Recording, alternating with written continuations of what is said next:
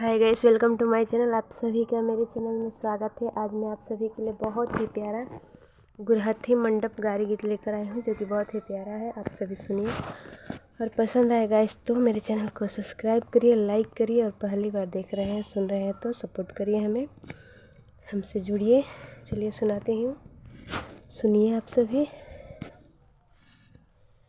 ऊंचे ऊंचे कोठवा के नीचे दुआरिया गुरहथी हो खेला, हो गुरहथी हो खेला।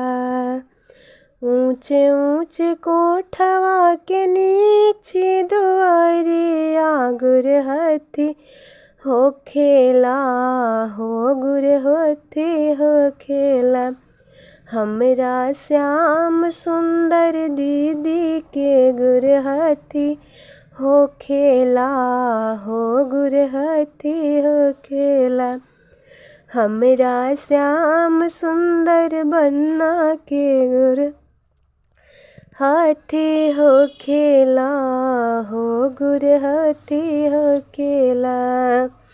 पीतल के गहना जन चढ़ई साले भसुरु जवार जानेला, हो जवार जानेला।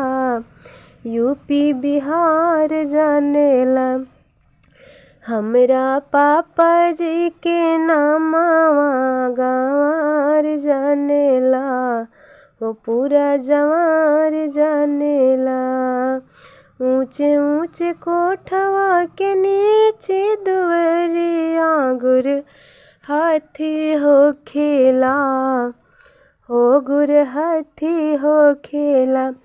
हमरा पापा जी के आंगना गुरहथी हो खेला, हो गुरहथी हो खेला।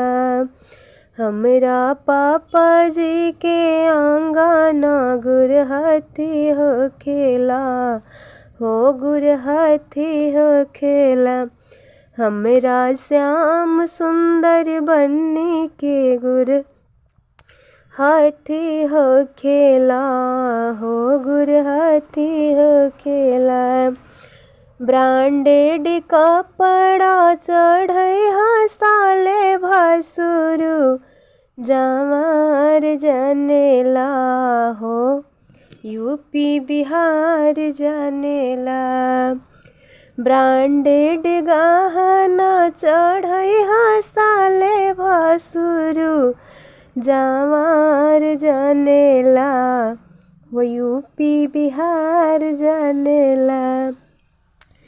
हमरा भैया जी के नामवा पूरा बिहार जानेला, हो बिहार जानेला।